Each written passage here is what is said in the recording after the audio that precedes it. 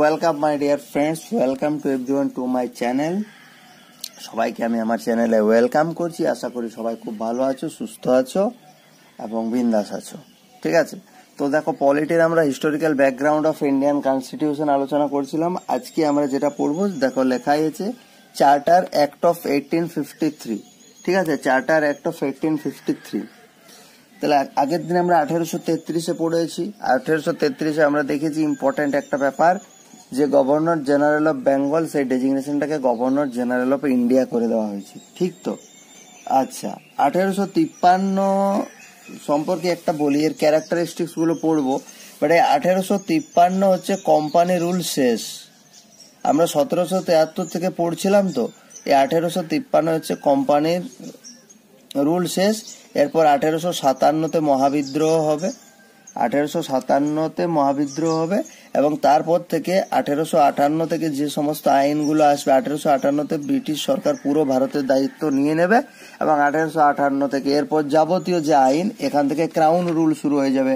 1858, তারপর 1861, 92, তারপর হচ্ছে তোমার গিয়ে মন্টেগু চেমসফোর্ড, মন্টেমিরলো, ঠিক আছে, মোরলে মিন্টো, এগুলো সমস্ত হচ্ছে কোম্পানি রুল, কোম্পানি রুল বলছি কেন, ব্রিটিশ গভর্নমেন্ট রুল পড়ে যাবে। সেগুলো আমরা আস্তে আস্তে আলোচনা করব।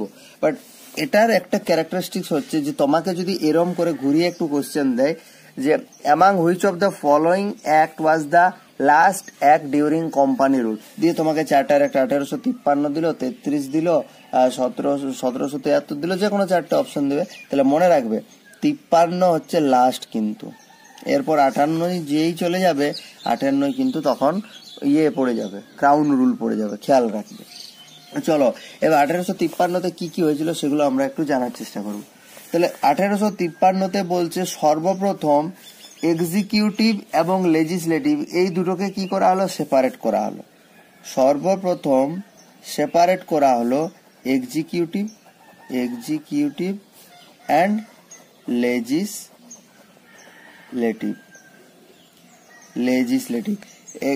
এক্সিকিউটিভ এবং লেজিসলেটিভ ব্যাপার স্যাপারগুলোকে সেপারেট করা হলো সর্বপ্রথম। আচ্ছা, আমরা জানি যে গভর্নর জেনারেলের যে এক্সিকিউটিভ কাউন্সিল ছিল, গভর্নর জেনারেলের এক্সিকিউটিভ কাউন্সিল তৈরি করা হয়েছিল। এটা আমরা 1773-এ পড়েছি এবং তাদের 4 জন মেম্বার ছিল। এক্ষেত্রে 6 নিউ মেম্বার্সকে অ্যাড করা হলো। আবার 6 নিউ মেম্বার্সকে অ্যাড করা হলো। কি জন্য অ্যাড করা হলো? তাদেরকে বলা হচ্ছে কি, লেজিসলেটিভ কাউন্সিলার্স। এই যে 6 জন নিয়োগ করা হলো, এদেরকে বলা হচ্ছে লেজিসলেটিভ কাউন্সিলার্স। 4 জন যারা এক্সিকিউটিভ কাউন্সিলে আগে থেকে ছিল, সাথে 6 জন নতুন মেম্বার নিয়োগ করা হলো এবং এদেরকে বলা হচ্ছে লেজিসলেটিভ কাউন্সিলার্স। ঠিক আছে, এবং এই যে 6 জনের এই যে নতুন ব্যাপারটা, এটাকেই বলা হচ্ছে ইন্ডিয়ান লেজিসলেটিভ কাউন্সিল। প্রশ্ন দিতে পারে, ইন্ডিয়ান লেজিসলেটিভ কাউন্সিলের মেম্বার কতজন মেম্বার ছিল? তারা কি হবে? অ্যান্সার হবে 6 জন। এবং এই যে ইন্ডিয়ান লেজিসলেটিভ কাউন্সিল, এটাকে মিনি পার্লামেন্ট বলা হতো। এটাকে বলা হতো মিনি পার্লামেন্ট। এবং এটা কাজ কেমন করতো? ব্রিটিশ পার্লামেন্ট যেমন কাজ করতো সেরকম ভাবেই কাজ করতো। এর যে লেজিসলেটিভ প্রসিডিউরস গুলো ছিল, সেগুলো একদম স্পেশাল ফাংশন অফ গভর্নমেন্ট। এই প্রথম তুমি বলতে পারো যে ব্রিটিশরা এত মন দিয়ে, এত প্রপার ওয়েতে লেজিসলেটিভ বলো, এক্সিকিউটিভ বলো, ফাংশনস গুলো মেনটেন করার চেষ্টা করছে, এই প্রথম, এত দিন পরে এসে।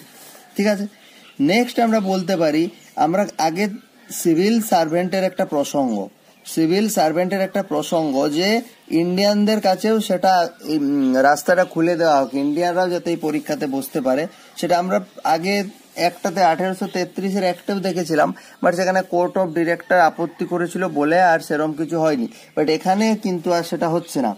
এখানে ওপেন কম্পিটিশন সিস্টেম। ঠিক আছে, এখানে ওপেন কম্পিটিশন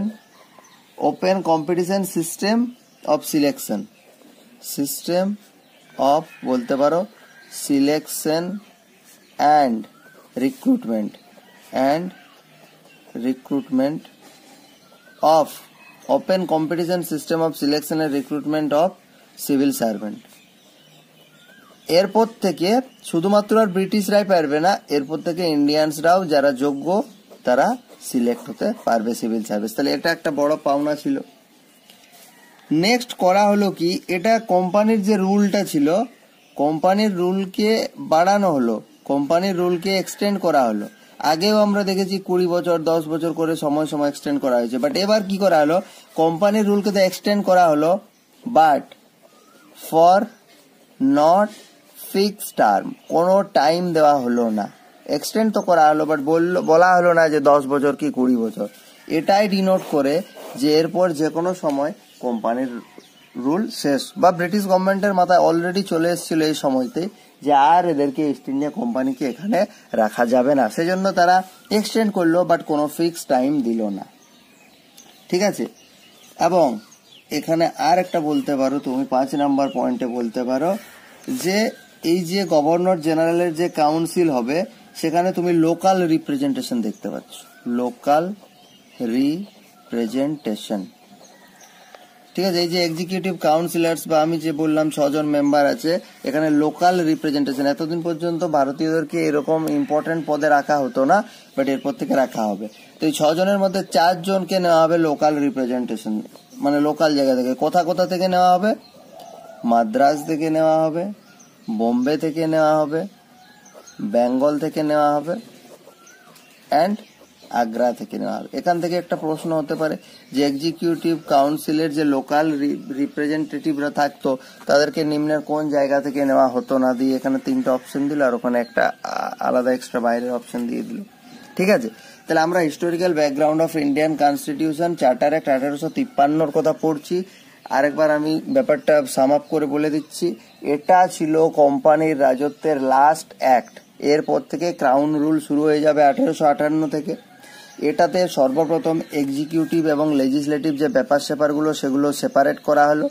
এতদিন পর্যন্ত এক্সিকিউটিভ কাউন্সিলে যে 4 জন মেম্বার ছিল সাথে 6 জন মেম্বারকে আবার অ্যাড করা হলো এবং তাদেরকে বলা হচ্ছে লেজিসলেটিভ কাউন্সিলার্স, লেজিসলেটিভ ব্যাপার স্যাপারগুলোকে মেনটেন করার জন্য।